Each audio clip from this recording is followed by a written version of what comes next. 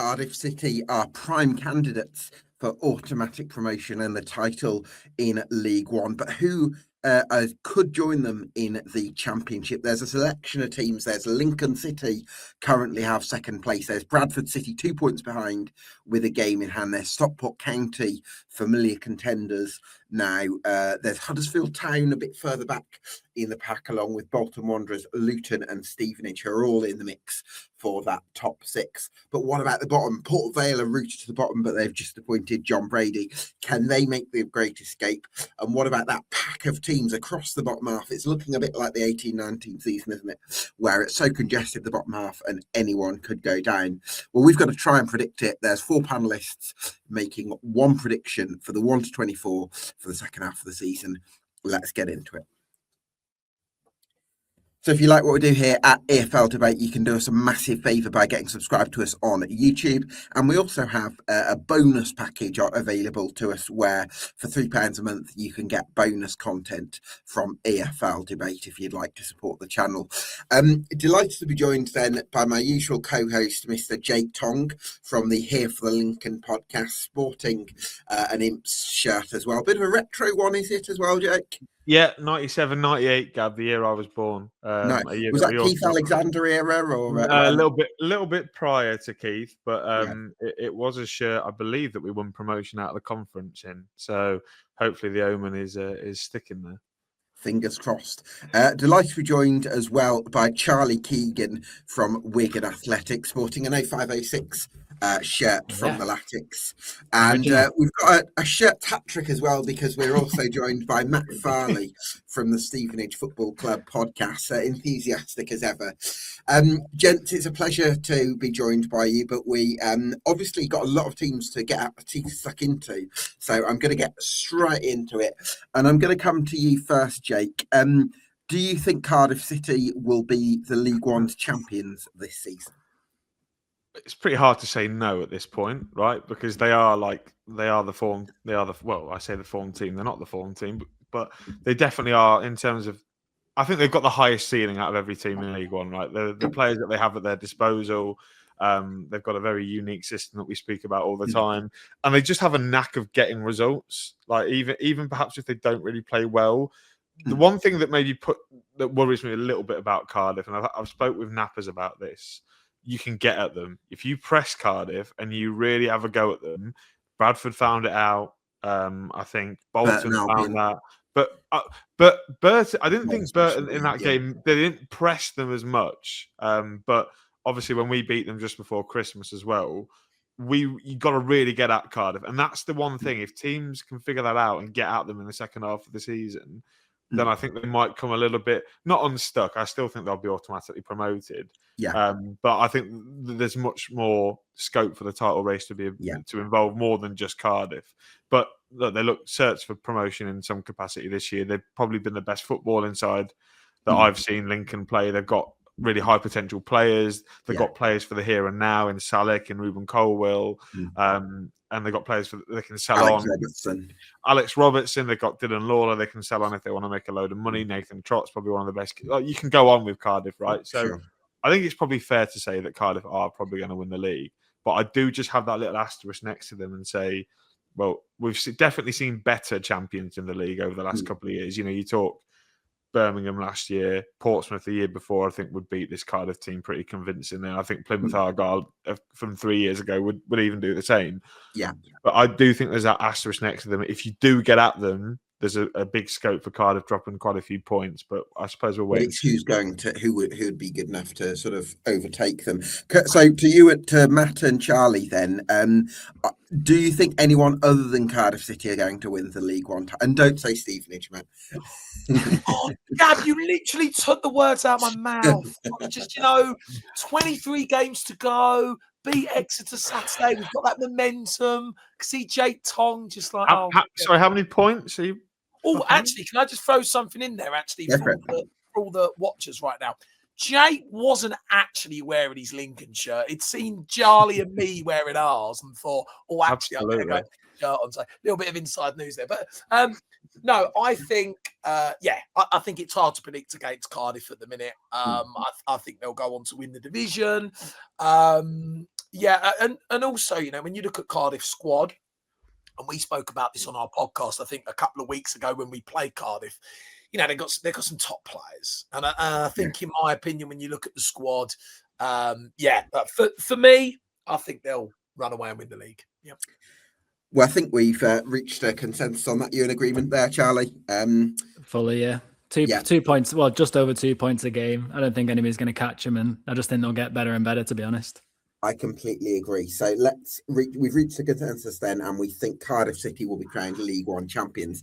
Now, I think we can agree for second place, it's much more difficult. Jake, would you like to make a case for Lincoln City, why you think Lincoln City will finish in the top 2 of League One?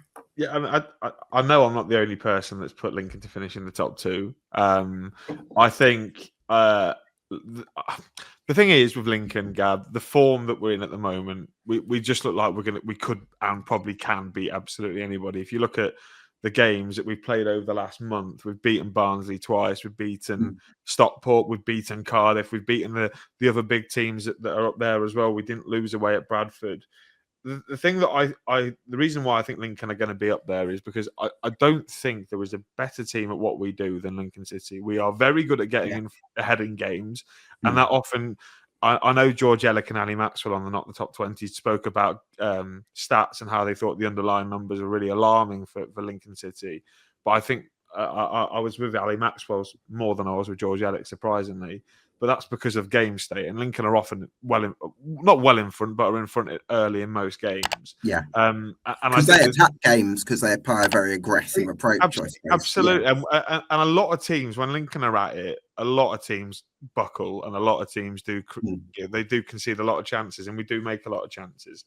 The thing is that Lincoln can score from all over the pitch. Like, it's not just, we haven't got, you know, like you have with some teams in the EFL. Like, I know you were speaking about Bromley, Gab, on the League 2 show yesterday, about how they're mainly just set pieces or Michael Cheek. Well, Lincoln are also set pieces, but they're not just down to one player. You've got Reach scoring goals, Tendai's chipping in recently, Rico Hackett's been in fine form. You've got Freddie Draper, Rob Street, Abikwu, Jack Moylan, players that are going to come in. So I think there's that. I think there's the momentum at the football club at the minute.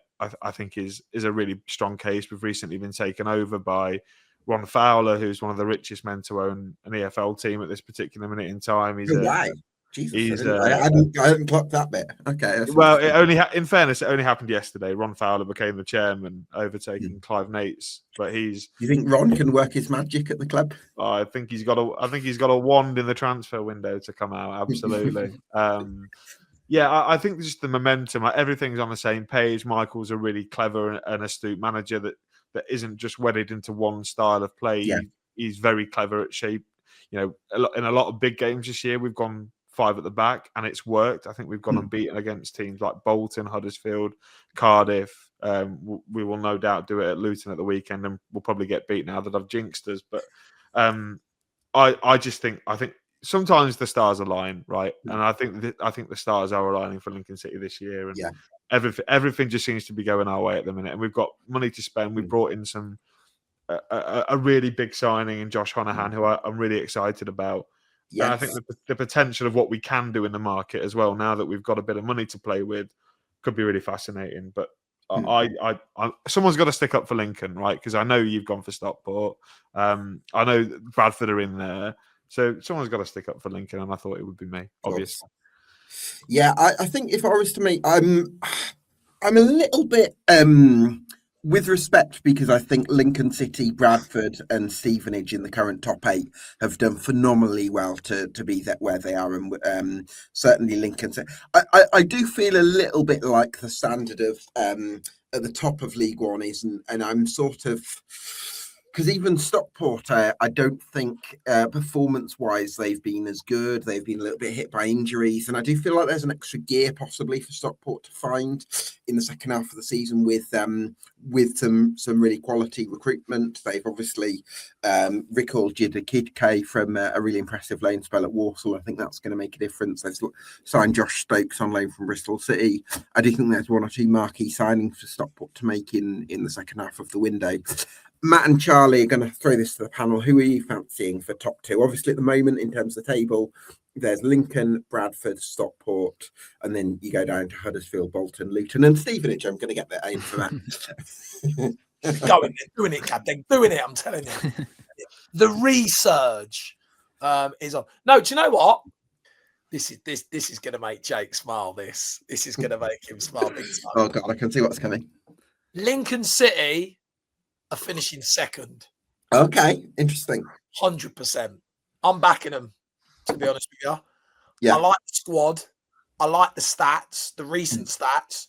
I love the way that Lincoln have beaten all the big sides pretty much. I know they've got Luton on Saturday. I'll be honest, I think Lincoln will beat Luton on Saturday, in my opinion. I don't think Luton are that good. I think the only thing that would, I think, stop Lincoln is potential injuries, but that is just, if it happens, it happens. I really like Lincoln. I think they've got a really good manager. I think they've got a really nice balanced squad. And actually, when you look at Lincoln's squad throughout, it's so well balanced. They've got a really, really good defence at the back. I really like some of the personnel there, especially when you've got players like Sonny Bradley who play there. I've always liked Sonny Bradley. I think Reach at left back. I said to Jake when we played them away, I really like Reach. I think Reach is a quality left back. On the other side, I can never say his name properly. Tendai Dariqua. Yes, thank you, Gab. Try a bit of you can just call him the best right back in the league, Farley. Well, no, it's easier. Luther, but Charlie, I know Charlie. Roman Capaccio entered the chat. Oh, here we go. And then he exited it pretty quickly afterwards. Yeah, I like the balance on either side. I like the depth in midfield. I like the depth up top. Lincoln are now without James Collins due to injury, and you kind of really looking at Lincoln thinking, well, it's not a massive issue. So I really like Lincoln. I think they'll go on to do it. And actually, more importantly, right, and I'm going to be completely honest, I've got the table up in front of me. When I look at some of these teams, right, I don't think Bradford will potentially be where they are at the end of the season. I agree. Bradford will trickle down the division. I'm going to be honest with you, and I don't know who said it out of Ali or George. I don't think Stockport are going to do it, personally. I don't think it's the Stockport of previous year. No. And I'm just not certain that they're going to go on and do it. Although, what I will say about Stockport, to still be in fourth with 42 points after a little bit of an odd run of form that they had. And having not played that well for much of the season. Yeah. That's true. But, when I look at these other teams in the playoffs, Stockport, Huddersfield, Huddersfield have lost 9 games, Gab, right?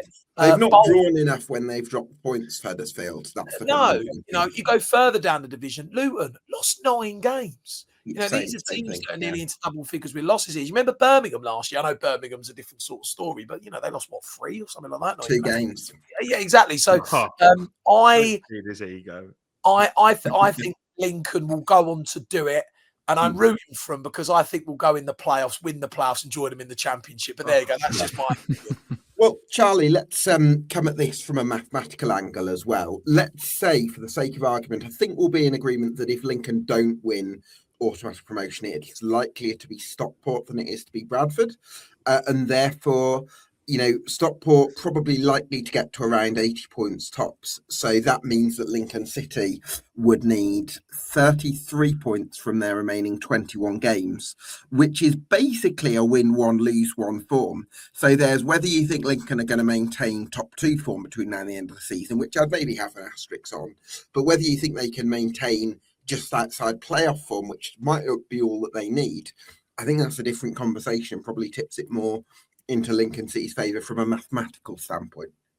Yeah, Lincoln have the 3rd best points per game of anybody in the division, 1.91. Bradford's is slightly higher, 1.92. And they've obviously got that game in hand as well.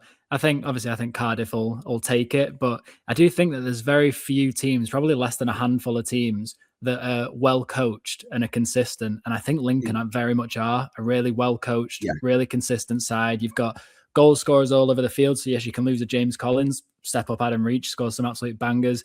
Tendai Darikwa as well as scoring goals, but also is a captain who has won League One before with Wigan. We know him very well. I think he's a very good person to lead it. And then you look across the park, like some of the players have got Conor McBackpack. Sorry, Jake, that was last year's, wasn't it? Conor McGrandles. You got Rob Street.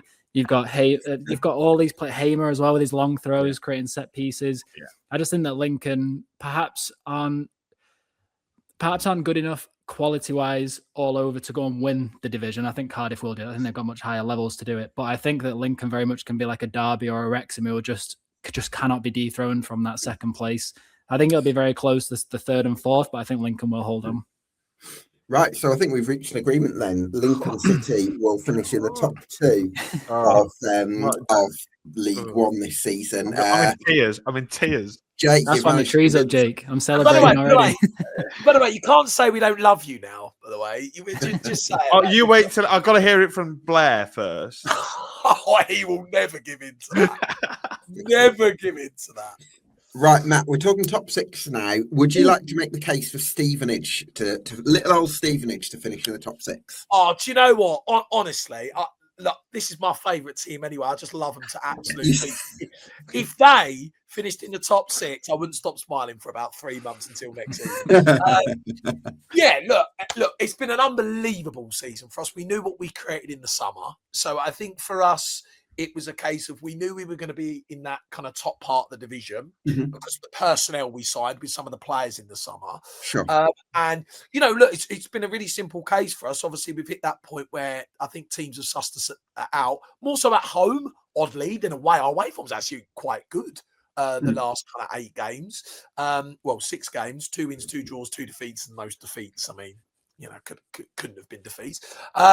It's actually the home form that's stagnated a little bit, and that's down to structural changes not being adhered to, system changes not changing. We need to change the system at home to start picking up points and winning games again. What I will say for us, look, I think at the minute we've got a top half team. And I think if we didn't make any changes, I still think we'd finish in the top half because of the personnel that we currently have and the depth we can definitely have. But at the minute, and this is just me being honest, we're not quite a top 6 side because of the output in the final third. I'm really surprised to hear you say that, Matt. I was expecting you to make a massive. Wait there. Okay. If we bring the right personnel in this window, we've 1,000,000% got a top 6 side. Hands down. But we have to bring in the right sort of personnel to be top 6. We're that close to being a top 6 side, but it needs the right personnel. If the right personnel's brought in, I think we'll finish top 6. Yeah.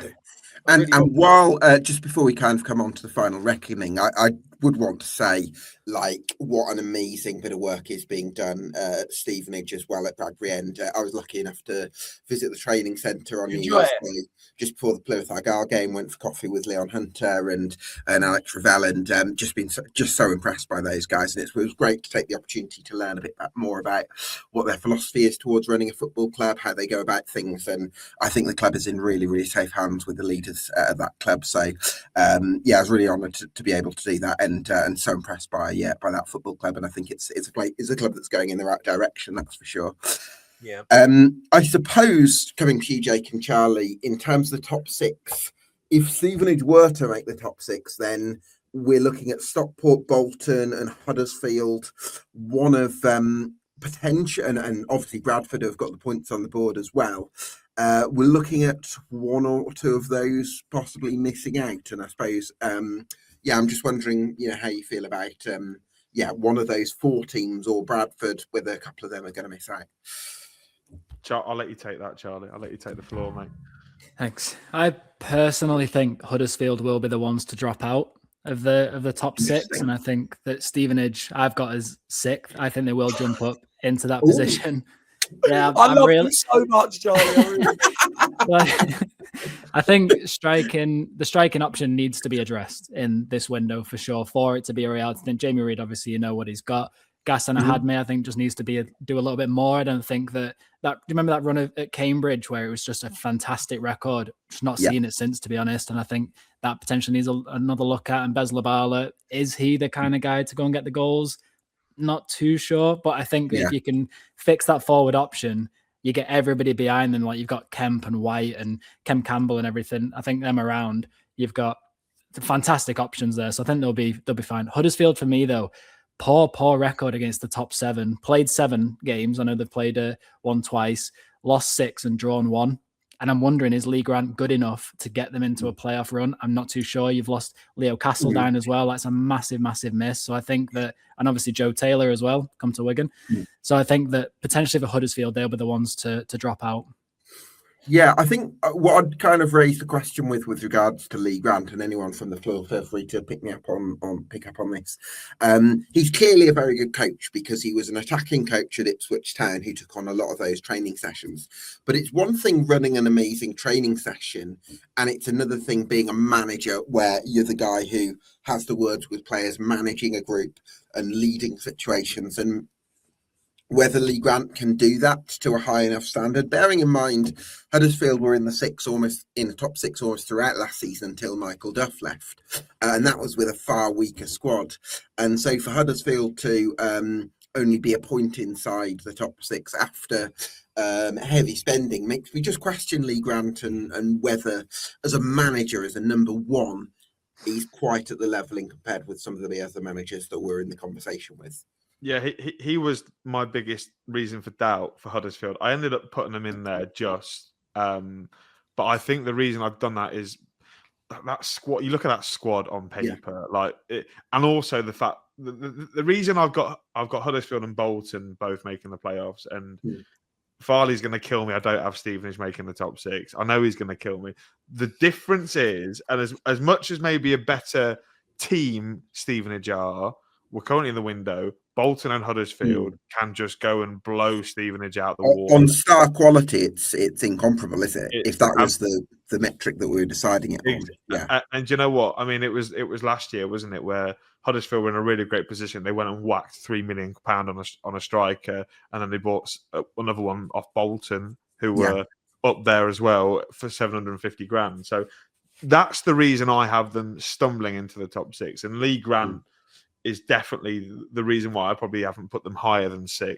I think he's very similar in a way to Matt Hamshaw a little bit. You know how you spoke about all well and good running a good training session, putting his arm around the players and going, well, you know, this is how we get you back in the team. This is what we do. This is what we're going to work on Monday, Tuesday, and Wednesday, and we're going to get you back in the team for Saturday. Being the main man and being the decision maker is a completely different kettle of fish. And when you're Huddersfield and you've got players in League One on the money that Huddersfield have got players on League One in, the egos, I can't even come to imagine. Yeah. I mean, I know, I know a couple of lads that they've got in the dressing room have got quite big egos. Admittedly, one has just left. So good luck, Charlie.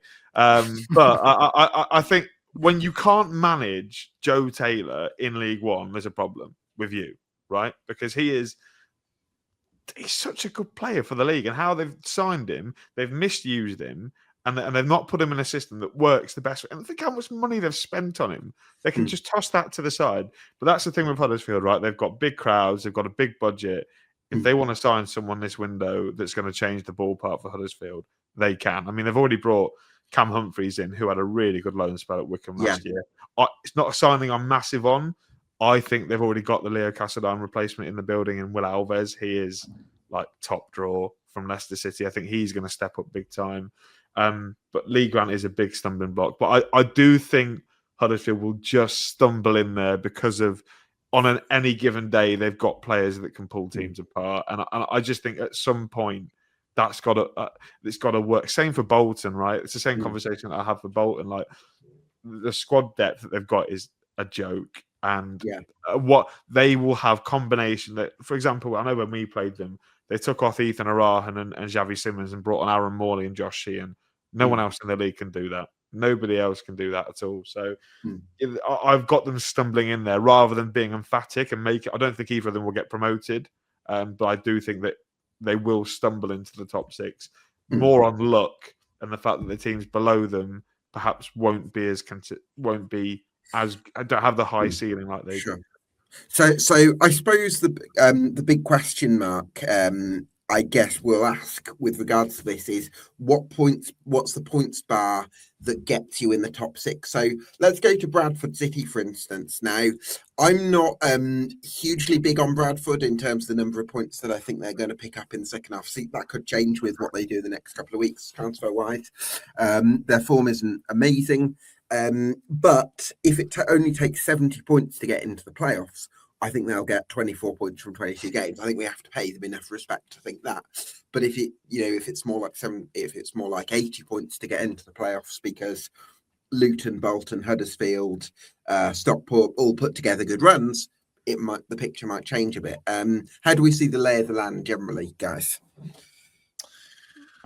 To be honest, I'm quite torn on it because I think the division is so open this season. I think the points bracket for what you need to get in that top 6 is actually quite difficult to predict. I think this season, normally you have a rough mark of what you need, and you could potentially say that for the division again this season. But with how unpredictable and quite open it's been, I think it's very, very difficult to pinpoint a point bracket. I mean, normally, you need somewhere near 80, don't you? Normally, I would suggest that near that 75, 80. I think, is probably the 75 to 80. You're around that mark, you're in. Bradford City, do you know what, right? So Bradford's a really odd one. I've thought the whole season that Bradford will eventually slip down the division out of that kind of top part of the league. And to be honest with you, I based my opinion on just the fact that I didn't think they upgraded their squad enough for the division in the summer. A lot of the signings that I wasn't sure about have actually been really good. Yeah, like Curtis Tilt, for instance, has been a brilliant signing. Literally, just took the words out of my mouth. Curtis Tilt. I remember when they were signing players like Curtis Tilt and thinking, guys, you need to do more than that for League One. They've gone on and done absolutely brilliantly. I do believe they're the team in the division at the minute with the fewest defeats, just 4. Fantastic at the minute, Bradford. So it's a really interesting one with Bradford. Do I think Bradford are going to keep up this consistent points tally all the way to the end of the season? I don't. I think something will give at the end. But in terms of the points bracket, oh my God. I mean, look, it'll have to be over 75 points, I'm assuming. Okay. It'll be in that. So if we take that then, Matt, that you need 75 points to get in, that means that Bradford City need 29 points from 22 games. I think they'll get that. I think we have to pay them enough respect for where they are. I think it might be lower than 75 points to get in the playoffs. Okay. Because none of the teams at the top have been consistent enough to put a run together, I think it's pretty hard to say that they're all of a sudden going to do that halfway through a season. So I think you're actually maybe looking more at like 70. That's what, maybe even 70, like in League Two last year. Isn't that crazy though? When we say that, let's say for example 72 or around 70, that then literally makes every team from 3rd down to about 10th kind of go, oh, we can get that. Do you know what I mean? When you actually look at the Wickham, for instance, would need 37 points from 21 games, in which they're more than capable of based on their form under Michael Duff. So it would open things up if it's 70. I just think because teams haven't been, because it's so open. Like you've seen teams at the bottom. I mean, like Exeter are the perfect examples, right, of beating teams at the top. Burton Albion are the same as well. So games that these teams will go in expecting to win, they aren't winning, and that's what I think will cause the points tally to go down. I even think it's the same with the top 2. I think the relegation point, the relegation mark is going to be higher, and the top 6, the top 2. The relegation is such a high tide in the relegation. To be honest with you, chaps, the PPG, I mean, they're predicting I was watching someone on YouTube the other day. The points prediction to stay up is 51. 51 points to stay up. You need more. Could be more than that. Could be more than that. Could be, potentially. Yeah. Okay. So with that in mind, I think we're agreed that in the top 6, Bradford are going to be somewhere, just based on expecting it to be a low tide for the top 6. So that means there's 3 other spaces that we've got to come up with. So you've got Stockport, Huddersfield, Bolton, Luton, and Stevenage. Now, More I'm teams, Gab. I think you've got to give some more team. There's always a team that come from nowhere. Always. yeah. So do you think Peterborough or Wickham I would probably include in that conversation? Peterborough are flying at the minute. Yeah. No. Charlie, I You don't don't think- think, Charlie? I I think Peterborough, they've been fantastic. Don't get me wrong. Under Luke Williams, I think it's been a step above what it was at the start of the season. I just worry about a little bit of a burnout, and I think it will start to fizzle a little bit, which is absolutely fine. I think the squad's gone through quite a bit of a change this season, and I think they'll just be happy with a top half. I don't think they'll be good enough for the playoffs. I mean, the 4 teams that I've got in the playoffs, going from 6th upwards, I've got Stevenage, obviously, like I've said. Bradford, I've got in 5th. Points per game, they're actually tied with Lincoln. And if they both carried on at this rate, they'd both be on 88 points. So I think Bradford have been fantastic. I just worry about, again, a little bit of a burnout towards the end. You get one big injury, say like a Joe Wright gets an injury. I think that's going to be a bit of a problem for them. But then I just expect Bolton as well. Their underlying stats are absolutely fantastic. Yeah. Clinically, just not doing it. They're not scoring, of course. Mason Burstow's not scored since October. And I just think But that's the other thing. It's been either Mason Burstow or Romario Cozy-Dubry. Yeah. And when neither of those score, I think it's like goes down to like 2 or 3 goals, or maybe 4 goals after that. And there's not enough of a. You probably need 3 semi-consistent sources of goals. And I don't know if Bolton need to find that. And maybe again the next couple of weeks could dictate a lot. But I mean, I think we could probably agree between the 4 of us that Bolton will finish somewhere in the top 6 based on performance. Yeah, I think I'm really impressed with Carl Dempsey coming in as well. I think they needed that sort of experience in the attacking line. I think Dempsey's come in, played not very few minutes, maybe 500 minutes, and he's got 3 goals, 1 assist, got a nice link up with Cozy-Dubry. I think that, just go and get another experienced striker just to help Burstow out. And Tierra Gale's doing all right. Sissoko, not so much, I don't think, but Marcus Force as well. He's only got 2 goals, which came against Wigan early in the season, but he's not done much else. So I think they just need a little bit more, but I always just expect Bolton just to pick it up and fly, to be honest. The thing with Bolton as well, sorry, Gab, is defensively, I do have a slight concern over them. Like, they've obviously now had a massive shake-up in goal. Teddy Sharman-Lowe's gone back. Miller's not. I think he's off to the US. They brought in Jack Bonham and David Harrington, who I think are decent keepers, but I don't think they're leading League One goalkeepers, neither of them. So I think we can.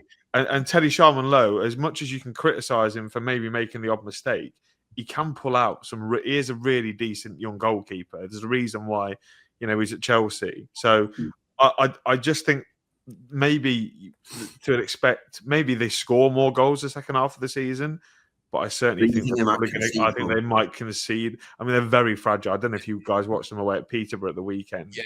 They were so fragile. They were some really soft goals. So would you be? Sorry, go on. No, sorry. I was literally just going to say, no, I completely agree. I think I was actually speaking to some of the Bolton chaps. I'm going on their podcast legs. We play them next Tuesday, and they were saying to me, look, offensively, we've got some fantastic players, but this squad are always open to a few clangers, they were calling it at the back. And if you've got that, you need to be more clinical than they have been. So it's like they have dilemmas at either end. They've got real potential on performance. Yeah. And by the way, I completely agree with Charlie. I have a feeling mine and Charlie's top the playoffs are pretty like literally the same. I've literally written us down the next 6th.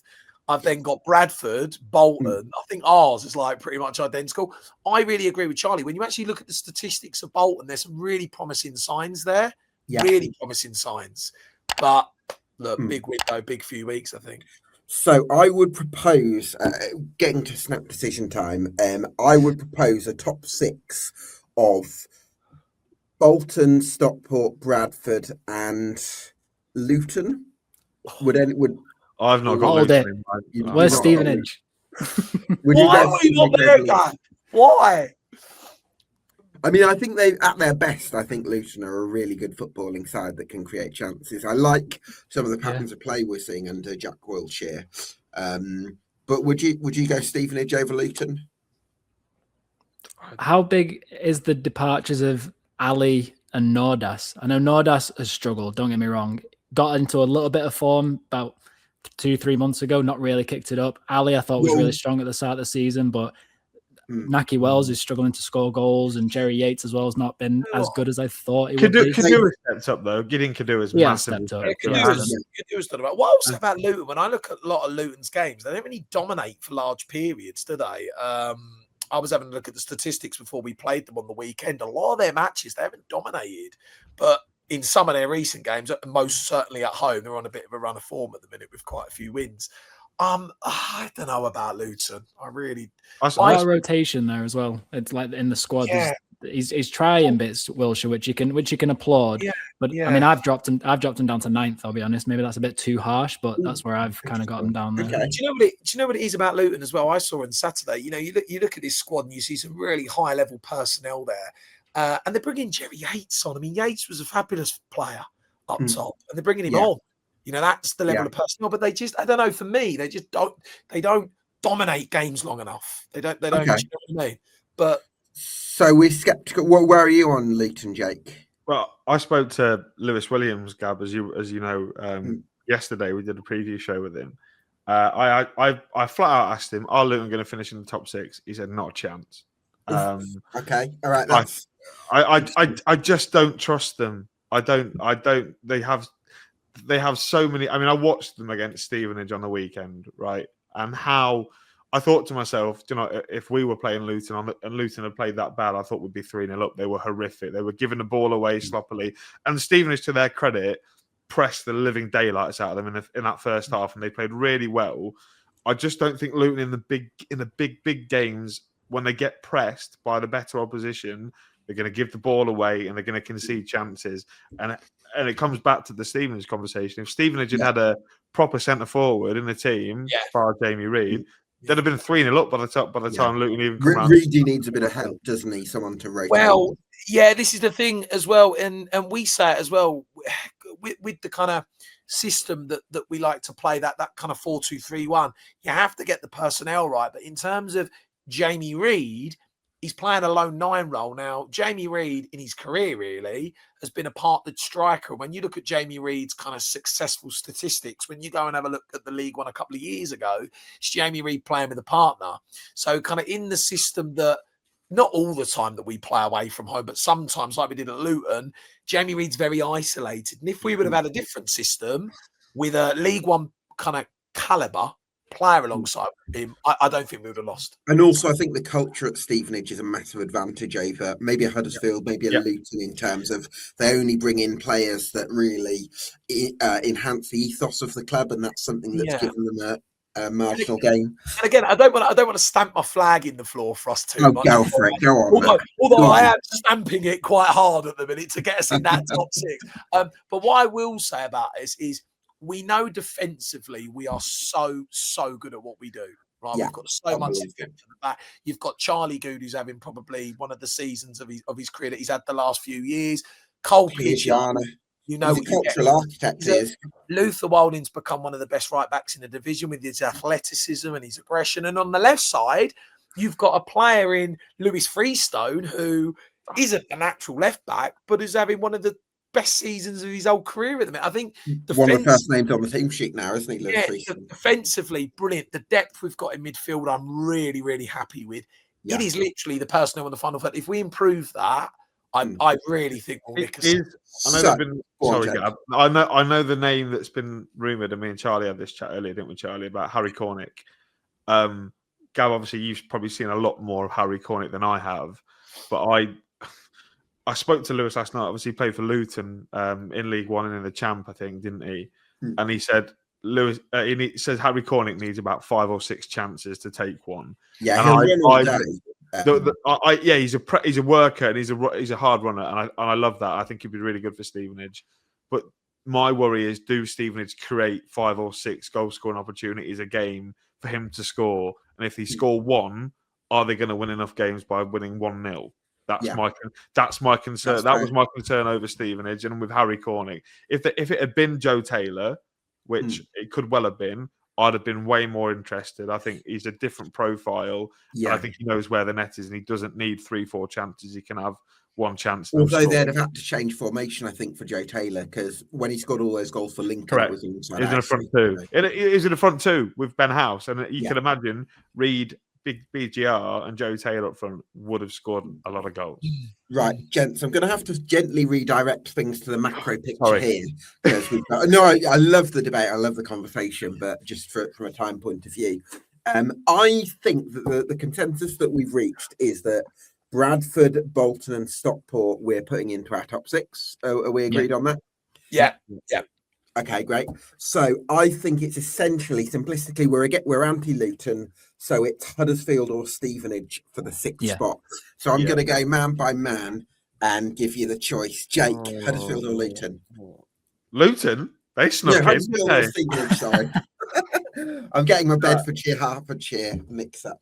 Do you know what? I think there are 2 things I really want to see: a Huddersfield meltdown and Farley at Wembley. Oh my god, I can't wait to see Farley. I think, to their credit, when I pick Stevenage, just. Stevenage. We've gone Stevenage. Charlie, what are you going? I think Farley's putting his flag on the top of the Wembley arch, and I think Stevenage will do it. Oh, you guys, I love you so much, honestly. He's going to go off this and cry.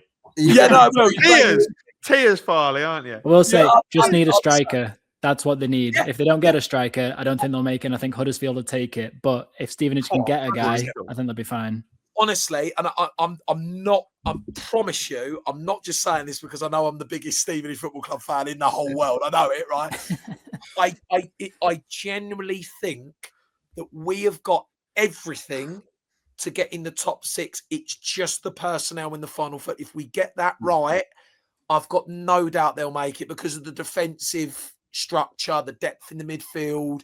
It's just the personnel in the final third. If they get it right, honestly, I could see him doing it. As much as the levels of Huddersfield are, I just think I think we'll pip it.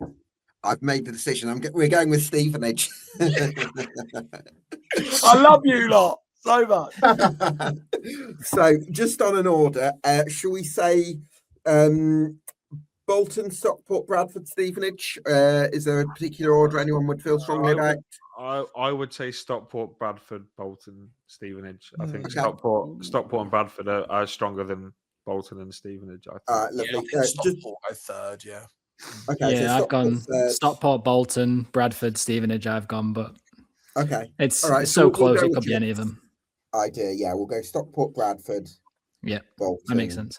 And Stevenage, little old Stevenage in 6th spot. Right. I think what we're going to do now is go to the bottom of the table and pick the bottom 4. We'll revisit the sort of mid-table and who's going to finish where. But in terms of the bottom 4, are we all agreed? I mean, I like the appointment of John Brady at Port Vale, but I think they've left themselves with such a high tide for survival. They've left themselves with a lot to do. And now I think about what's going to be needed to stay up. I did initially think, they could possibly beat the drop and make the Great Escape. But at the moment, I'm just wondering if the points gap might be a bit big. So what are we thinking on Port Vale? I'd agree. Yeah. I think when you look, let's just look at it from a mathematical point of view, right? 18 points. We were just saying a minute ago there that the PPG prediction to stay up is around 51, 52 points. So you're asking them to get what? 30, oh no, my math's gone. 33 points. From 23 games, well, you're having to do a lot. Nearly double what they've got now in the same amount of games. I look. They might not finish bottom, but I don't know what you boys think. I've personally got Port Vale going down. Personally, yeah, I think that's fair. I'll throw some names at the panel then: Burton, Rotherham, and Doncaster. Else from the bottom, the other ones from the bottom 4. Which of those do you think are going to go down? Which of those do we think are going to could stay up? I'm going to fly the flag for Burton Albion, I think. Yeah. I think they're going to stay up because they have picked up results pretty consistently. And the thing with Burton at the minute is, and I speak to David all the time about this, they've got so many players out injured. And when these players all come back, you imagine the level of performance will rise. I mean, any team would miss Charlie Webster. Even the top teams in this league would miss a Charlie Webster. Yeah. Jake Beasley's been a great source of goals. Tyree Shade has scored sparingly, but adds a different threat, doesn't he? So I think when injuries come back, I do think, but admittedly they've got a really tough month. They can ride out the rest of January. I think they've got think they play all the good teams. Play Huddersfield this weekend. They come to Lincoln next Thursday. They've got Bolton. They've got loads of really big teams in the next couple of weeks. They can come out of that, get these injuries back, bring some players in. We know Gary Bogue is a really top gaffer at this level. Like we saw what he did last year with a team. My mate also plays for them. Big up JJ McKeon, and they're going to stay up. Come on, JJ. Yeah, I love it. Yeah, I agree. I think they went into the season after the window 2 or 3 players short on where they wanted to be, because I know they missed out on some loans. So you add injuries into that. The fact they've still managed to get 27 points from 24 games, I think is actually okay. I like Richard Dorman there as well, the sporting director. I think he's got some good ideas. So I'm going to back them to have a good January window. I think they stay up. I suppose the question to Matt and Charlie would be, who are going to go down from outside the relegation zone? Because at the moment, right throughout the bottom half, there's relegation candidates. Are we worried about Exeter City because of the financial situation there and the possibility of a fire sale? Jake shaking his head. I think Exeter will be all right. I You think. think? Yeah, I think they'll be fine. And by the way, I really do agree about Burton. I think Burton have got something about them. I like Shade, Beasley, and Webster. I think they'll be fine. I think Exeter will be fine. I think they're currently on 30 points now. But they're not going to sell all their good players. Like Ethan Briley's going to go, Reece Cole's going to go.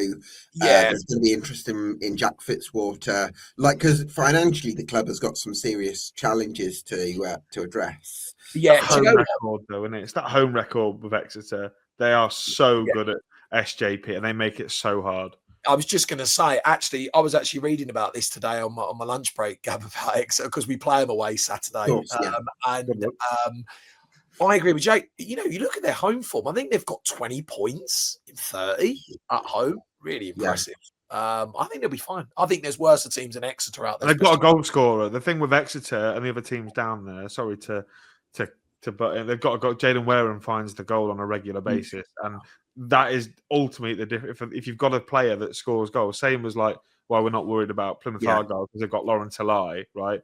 Whereas Exeter have got Jaden Wareham who has scored a lot of goals and will score goals. So I think he's probably part of the reason why they won't. So I think if they keep Whitworth, Fitzwater, Niskanen, Briley, and Wareham, I think they're fine. But if they Reece Cole. But if they lose those players, then I would, because of the financial issues, how much the Man City game has helped them financially sort of navigate that, I don't know. I imagine they'll go big on the loan market. But yeah, there's a little bit of a question mark for me. How are you feeling, Charlie, about Exeter and what they'll do? I feel fine. I've got them up in 17th, which is still a drop of 3 from where they are now. I think they've had a fantastic start to the season. They aren't and won't be able to strengthen like the other teams around them are going to do. I think that teams like Plymouth, I think, can probably strengthen just a little bit more, and like a Blackpool, I think, can do a lot better than them. So I do expect them to drop. The second half will be tougher, but I think they'll be absolutely fine from any proper relegation scrap. For me, the Port Vale are long gone. I think they're done. Okay. And then I've Should got we put Port Vale bottom of the table then? Yeah, I just think any chance of survival has gone, to be honest. Brady did really well with Northampton at the first season, struggled in the second season. Great appointment, I think, but it's just a lot. Yeah, I think he'll be fine trying to get him back from League Two, but it's over for this season. I've got Rotherham slipping 1 place to 23rd. Okay. Doncaster just moving slightly above them. And unfortunately, I'm going to have to put Burton in 21st as a team to be down. So you've got the current four in a slightly different order then. Yeah, I just think that injuries are absolutely killing Burton this season. His results have been absolutely chaotic. And who's to say that Charlie Webster's going to come back and be the same player that he was, similar with others? So I unfortunately think it's them. Yeah, I suppose the other question mark would be is that if we have this stat, I don't agree with you guys on Exeter, but clearly that's the majority. If we have that stance, I suppose I'd wonder, we're only down to Northampton and Wimbledon as prospective relegation candidates. Sorry, I was going to say, Gab, see, my fear originally, I've never really been that sure of Northampton Town personally. Like when I look at their squad, I see a lot of, I keep saying the word personnel, but personnel of the division, like players like Elliot List that we had, and just certain other players. I just didn't think they'd be good enough Wheatley's been recalled as well. Yeah, Who was one of their Wheatley. biggest attackers But throughout then, they've got a couple of good results. They drew at Burton, drew at Stockport, or both get recently. It's an odd one, isn't it? Yeah, I don't think they're. I think the second worst attacking record in the division. I think they're going to have to make the right forward additions in the next couple of weeks to give themselves. I think they've got some good defensive foundations established over the last 2 or 3 years, which gives them a chance. But I think they've given themselves a lot to do. I agree. I mean, I've just got their squad up in front of me. When you have a look at those defensive, players, Willis, Nesta Guinness, Walker. Elliot Moore's a big signing though for them. He's going to be. I think he could be the difference between them going down and staying up. He's that big of a player for them. So, Charlie's going bottom 4 to stay as it is. Jake, do you think it stays as it is, or do you think there'll be some movement? I have a similar bottom 4 to Charlie in pretty much the same order, except swap out Burton Albion for AFC Wimbledon. Okay, so do you want to make your case for Wimbledon going down? I mean, before they won at Orient the other week, right, and they won really impressively. But before that, they were spiraling. This is a la Mansfield Town last season all over again, right? Where they start off really well, they're massively overachieving and being in the top 6 conversation, but then performance level drops. The adrenaline of winning that playoff final all of a sudden drops, and then they're left with the reality of League One is a little bit tougher than perhaps what it was at the first half of the season, and they've been really poor. I mean, defensively, Wimbledon was meant to be so good defensively last season in League Two. They barely conceded. They won a lot of tight games. Now they're losing a lot of tight games, and it did feel like before that Wimbledon game that just wasn't going to stop anytime soon. And again, like you said with Exeter, financial restrictions on AFC Wimbledon. Like they're a fan-owned club, they can't go out and spend maybe like a Burton can or. I was just going to say, Burton have Nordic Football Group who are putting a lot of money into the club every year, whereas Wimbledon don't have that. I think they needed, was it the Wimbledon Trust that gave the club a couple of $100,000 or something along those lines to help with the budget, which is, or it might have been 20 grand. So maybe I make it a bit. That sounds more like it, doesn't it? But I suppose that's the point. It's very limited for Wimbledon. And they've not got a real goal scorer. I mean, Matty Stevens started the season in particularly fine form, but he's tailed off massively. Marcus Brown has stepped up recently, but not a regular. If they were to get Al Hamadi on loan for the second half of the season, on loan from Ipswich or something like that, things could change. It could be different, but at the moment, I would agree with you. I think if we're not saying Exeter finish the bottom 4, I think Wimbledon are probably the next closest. Wimbledon and Northampton would be, which is a shame, really, because then that would be 3 of the 4 that came up go straight back down. And we've constantly spoke about for the last 5 years, Gab. Well, I've been on EFL Debate with you is that the gap between League One and League Two isn't that big. But if 3 promoted teams go straight back down, perhaps that might suggest otherwise.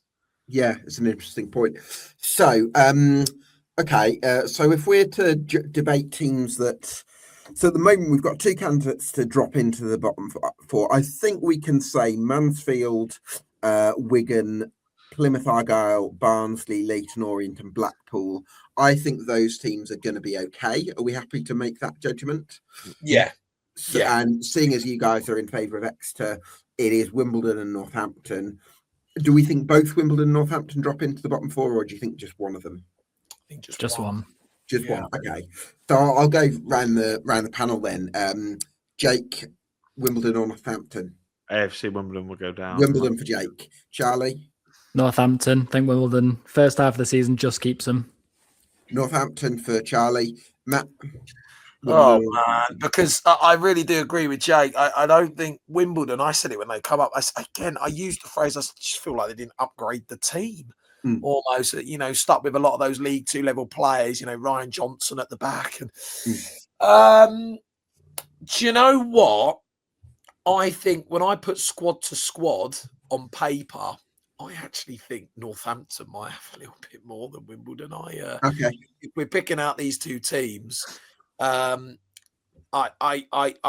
think Northampton will stay up over Wimbledon for me personally. Okay, so 2 for Northampton over Wimbledon. I'll go with the majority because I had Northampton in my bottom 4 before the start of the season. So shall we agree then that Doncaster and Rotherham go down and Wimbledon join them in the bottom four. I'm happy with Okay, that. so we've got that down as the bottom four. And then it's just kind of piecing in the rest. So if we say Port Vale, Doncaster, Rotherham as is, but then Wimbledon instead of Burton, and then should we go Northampton in 20th and Burton 19th? Yeah, That's what I've got. That would it'd be be one fair. of the two, I think. Yeah, that's actually what I've got as well. Okay, great. And then let's jump back to just outside the playoffs. So I think we should put Huddersfield 7th. And do we go Wickham above Luton with their form under Michael? I mean, Duff's got a bit more about him Agree with I'd that. argue than Jack Wilshere. I'd actually go with that personally. Okay. I could see it. I just think Luton have got the money over. Wickham are not, obviously, Wickham aren't strapped for cash. They're not just begging on a street corner for pennies, but Luton have got parachute payments. And for me, I think they could pretty much blow Wickham out of the water if it comes to transfer targets or whatever. Yeah, I don't know. I think Luton are a better team than Wickham this season. Okay, so shall we go with Huddersfield, Luton, Wickham, Peterborough to round off the top 10? Yeah. I've gone for a big surprise here, though. Oh, go on. Who have you got, Charlie? I've gone Huddersfield 7th because I think Stephen would just nick him. Yeah. I've gone Reading in 8th. Okay, to be honest. you like Liam Richardson then? Yeah, obviously I like Liam Richardson, but it's more just the players they've got. I think Jack Marriott scores goals for fun. I think bringing in Will Keane, yes, he's had a bit of a tough time at Preston, but I think if you can just get him scoring like 5 goals this season, should help him. Daniel Kudovar at left wing, I think, is absolutely fantastic. You got Wing and Savage. Defensively, all right, not fantastic, but I just think that if you can get this Reading team clicking, I think to me they're going to be the surprise candidates who are going to overtake the likes of Luton, to be honest. Could be a rogue out, but I'm believing in it. Do you know what? I've actually got Reading finishing in the position they're in. Actually, I've got them ninth. Yeah. I think Reading a really good shout. All right. Well, Jake, are we happy to go with Reading in 9th, just behind Luton, and then Peterborough? No, hang on. Huddersfield, Luton, Wickham, and Reading in 10th. Yeah, I think. I could see that. I mean, I had Peterborough just missing out on the top 6 this year. I know we've already covered them, but sure, the form that they're in, I don't think you can overlook that. Luke Williams is a really good gaffer. They've got exciting young players, Harry Leonard, Kirill Lisby, and Peterborough will throw money at it as well because they have the capabilities to do so. And they've got some big assets. I just think if they can sort it out defensively, I think they're definitely a top 10 side. That's definitely the challenge. Okay, well, I think we've reached a consensus there. So we'll say Huddersfield, Luton, Wickham with their form under Michael Duff, then Reading and Peterborough. And then we've got one top half spot remaining, actually. Is there a runner from the sort of pack like a Plymouth Argyle or a Barnsley, do we think, finish top half? I was just going to say this about Plymouth. Does anyone think that Plymouth might have a little run of games and climb the division a little bit? I mean, they've kept a lot of clean sheets since Derek Adams came in as DRF. But I think Plymouth are one of the most craziest sides in the division for me. Honestly, they make my mind absolutely boggle. Plymouth, they really do. I mean, what about Leighton Orient if they can sort out their spine? As well. Yeah, that's a thing to sort out, though. The spine. Yeah, we can just sort out their spine. Can you imagine trying to sort your spine out, Gav? You'll be able to walk. I've got scoliosis. The other factor, actually, I would raise is Barnsley. They're lower in the table, but that's actually because they've not played as many games as other teams. They've played 21 games. Yeah. So I'd maybe propose putting Barnsley in the top half. Yep. I got them 12th. I think they're the biggest risers for me of anybody. I think I've put them up 5 places. I think games in hand, absolutely massive factor. They've got to sort these defensive issues out. I think some of the clangers they've been making this year is horrific. I think Murphy Cooper was a good goalkeeper, made a lot of errors. Owen Goodman coming in. That's a good signing, I think. Yeah, I mean, Barnsley keeping 2 clean sheets in mid-January is absolutely horrendous from Barnsley, but Owen Goodman kept 4 clean sheets and 10 at Huddersfield. If he can help to shore things up, I just think defensively a bit poor, but I think going forward, they've always got attacking quality, to be fair. They've lost Caleb Vickers, which is maybe going to be a bit of a dent, but he also wasn't really getting much of a run late on anyway. So I've got Barnsley going up to 12th. All right. So are we happy to go Barnsley top half? I mean, I would like to make the case for, and I know I shouldn't, but Mansfield, I think I've been really impressed with this Yes. season. 10th. I've got him. I Ooh. really like. Like I said, I shouldn't, but I do. I like Mansfield. I think Jamie McDonnell is one of the best midfielders in the Oh, league. yeah. Like, he is like. I'm begging that he doesn't go to Oxford so that when we get promoted, we can sign him because I'd be all over that. Him and Yeah. Mark Lennon in midfield, Gab. Oh, my he'd be a days. perfect Lincoln City player as well. Yeah, Jamie McDonnell would be perfect. Like, I'm just praying, but even outside of him, like they're big, horrible, nasty. At the back, they can score goals, they create chances. They've got that freak result in them. They went and won away at Barnsley and Bolton 3 days apart. The thing about Mansfield is that I like. They're so settled. They're together. They've been together for a long time. Yeah. I think that similar to perhaps with a lot of like Stevenage, a lot of those key players have been there a long time. You talk Pidge, Reedy, Sween Dog, Butler, all these household names, right? I swear to God, Jake, I've got to stop doubting Nigel Clough. I do it every season, and every season I'm wrong. It's like, why? Why do I keep doing this? Why do I doubt him? It's a good job fans don't hold grudges against you like the Northampton lot, innit, Gab? Because you'd be in a lot of trouble. Yeah, but yeah, and Bradford City as well. I do think that Stags are a good side this year, and if they can add something else going forward in this window, they've signed Big Vic Adebayo. I'm really intrigued by this Oliver Inrow that they've signed from Tottenham. If they can get Iro, from Tottenham. I think he's more famous for dating an influencer than he is actually maybe being a professional footballer at this point in time. But I think if they can get someone maybe if they could get Caelan Vickers back, who had a really decent loan spell there last season. He's just come back from Barnsley, whether they loan him back out. But I do like Mansfield this year. I think they're really effective. So Jake's made the case for Mansfield. I would say, are we happy to agree on Barnsley 12th, Mansfield 13th, or would we want to go the other way around? I'm fine with that. You'd say Mansfield top half, would you, Matt? I like Mansfield. I've got them 12th. I think like they're quite a good side. Should we drop Barnsley into the bottom half then, do you reckon? Do you know what it is about Barnsley? Go for it.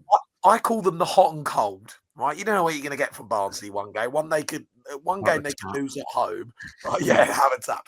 One game they could have an absolute stinker at home, and then the next game they could go and have the win of the season. I just don't know what I'm going to get from Barnsley with this current squad. I really don't. Okay, well, let's go Mansfield rounding off the top half then over Barnsley in 13th. Where do you think we're going to finish, Charlie? Come to your expertise on the tips. God, I have absolutely no idea. I've got them 14th in this prediction, which is one place higher than where they are at the moment. I think Joe Taylor will hopefully help. I think it's a pretty good replacement for Paul Mullin, to be honest. His legs were just going. An upgrade, I reckon. Yeah. Yeah, moments of quality. Like if you look at the AFC Wimbledon game, he won the free kick or helped to win the free kick that Harrison Bertoni scored, and he also flicked through Harrison for the winner. Fantastic from Mullin, but I just think that overall we really struggle with consistency, and we've got a horrific record against the top half teams. Against the bottom half teams, especially around the relegation zone, we're doing really well, which will pad us. I'm just hoping that Ryan Lowe can find a bit of a winning formula, because it's really difficult to watch more than 20 minutes of a game at the moment. If you take the FA Cup one recently out of it, the one before that, Cardiff, was, my word, we just didn't even try, to be honest. Defensively, all right, sound, but going forward, not very good. So I think Ryan Lowe's got quite a lot to do with here. I said I wanted a mid-table this season anyway. Top half would have been great, but I think this is the season before we hopefully kick on. So I would propose Leyton Orient and Plymouth Argyle finishing just above Wigan. That would nudge them down to 16th. I don't know how you, Jake, and Matt would kind of rank those three teams. Whether you'd. I think Blackpool are in that conversation as well. I think Blackpool are a side of similar ilk to and maybe I had Blackpool above Wigan, but maybe it's because of the new bounce that Ian Everett's had since he's come in. But they do look a lot better. I know they certainly had a very good December period, which I think has seen Ian Everett nominated for the Manager of the Month. I think they had a really decent little. And I think if I look at it on paper, whose squad would I rather have, Wigan or Blackpool? I think I'd probably still rather have Blackpool's team because they've got more individual quality all over the pitch.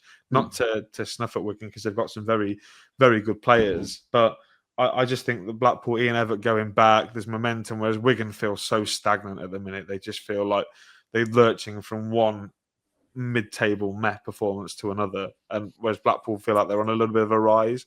So I would probably go Plymouth and Orient and Blackpool above Wigan. Okay. Interesting. So Blackpool, Plymouth, Orient. What about you, Matt? Do you have a hankering for any of those teams?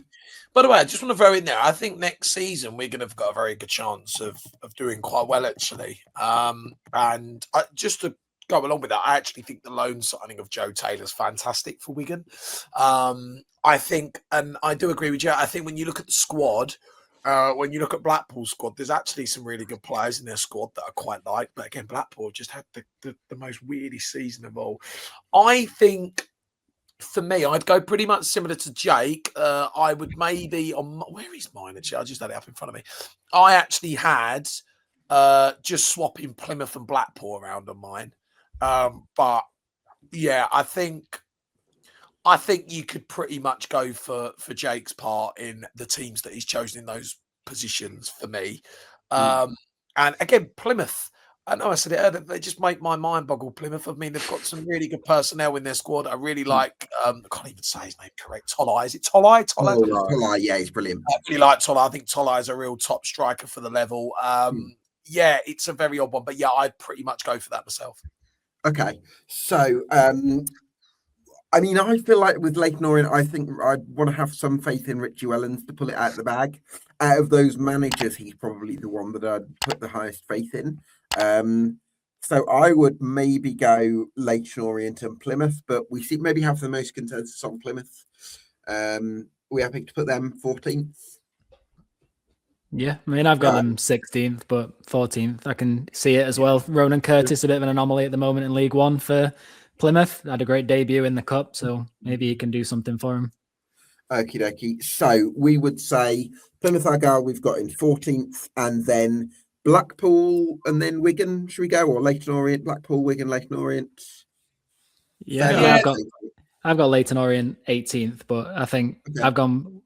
Yeah, I think Wigan, Blackpool, Peterborough, Wigan, Blackpool, Plymouth will all be within the three of each other, I think. Yeah. Okay. All right. So I'll make the executive call then. I think we'll go Blackpool, Wigan in 17th, I think it is. Leyton Orient in 8th. No, Wigan in 16th, Leyton Orient in 17th, and Exeter City will put in 18th. And that just about wraps it up. Gents, thanks so much for joining us. This is our official League One table that we've come up with between us. We've gone with Cardiff City as our League One champions. We've got Lincoln City getting in there in second place, playing Championship football next season. Oh my God. In the playoffs, we have Stockport County, Bradford City, Bolton Wanderers, and little old Stevenage rounding off the top 6. Missing out just outside them, despite their resources, we've gone with Huddersfield Town and Luton Town.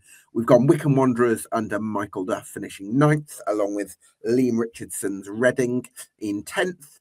Then rounding off the top half, we have Peterborough United under Luke Williams and Mansfield Town, Jamie McDonnell inspired. Into the bottom half, we go Barnsley, Plymouth Argyle, Blackpool, Wigan, Leyton Orient. Then into the bottom 8, it's Exeter City, Burton Albion and Northampton, with Wimbledon, Rotherham, Doncaster and Port Vale going down. Do we think we've got that right?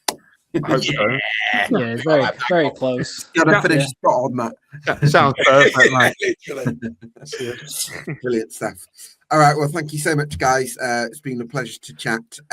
Thanks, everyone, for watching as well. Once again, you can subscribe to EFL Debate on YouTube and on Spotify. And on YouTube, you can also subscribe for a little bit of extra content and a few perks if you subscribe for £3 a month, if you fancy supporting the channel. And that money will go straight back in to supporting the channel as well. Thanks so much for joining us, and we'll see you again for another League One podcast very soon.